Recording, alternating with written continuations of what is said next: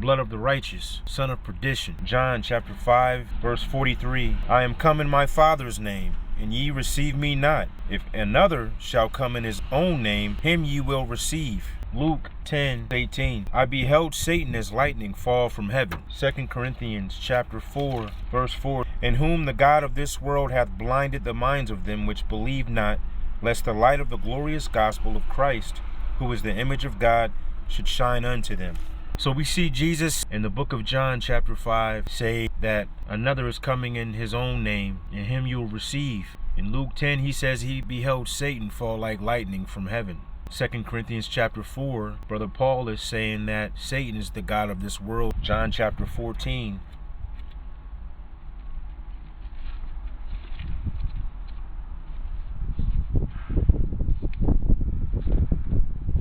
verse 30. Hereafter I will not talk much with you, for the prince of this world cometh and hath nothing in me. The prince of this world. We know who that prince is. 1 John chapter 4, verse 3. And every spirit that confesseth not that Jesus Christ is come in the flesh is not of God. And this is that spirit of Antichrist, whereof ye have heard that it should come, and even now already is it in the world. So even back in John's time, the spirit of the Antichrist was already in the world.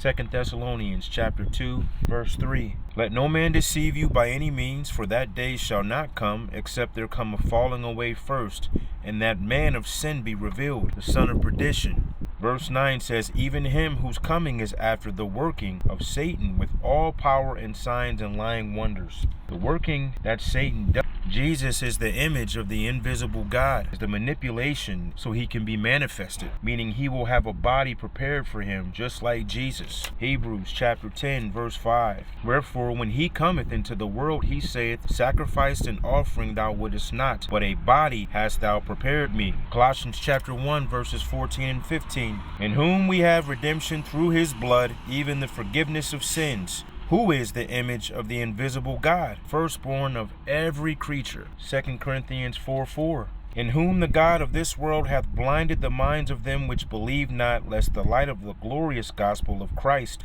who is the image of God, should shine unto them. So of course, Satan, holding true to the template of Isaiah 14, I will be like the Most High, has to have his image manifested in the flesh. Remember again, Satan wants to be like God. Revelation chapter 13, verses 14 and 15. And deceiveth them that dwell on the earth by the means of those miracles which he had power to do in the sight of the beast, saying to them that dwell on the earth, that they should make an image to the beast, which had the wound by a sword and did live. And he had power to give life unto the image of the beast, that the image of the beast should both speak and cause that as many as would not worship the image of the beast should be killed. Jesus is the image of the invisible God. Satan needs an image that will represent him. Satan will have his own image, and his image will also be depicted in the flesh by the Antichrist, who will be Satan in the flesh. Revelation chapter 17,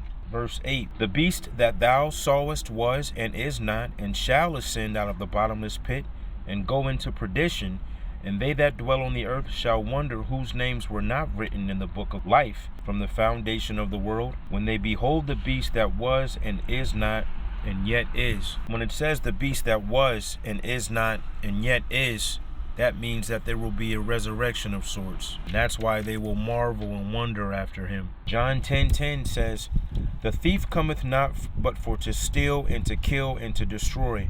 I come that they might have life, and that they might have it more abundantly. Perdition means destroy, destruction. Son of perdition means that you're the son of destruction. And the thief cometh for nothing but to steal, kill, and destroy. Like father, like son.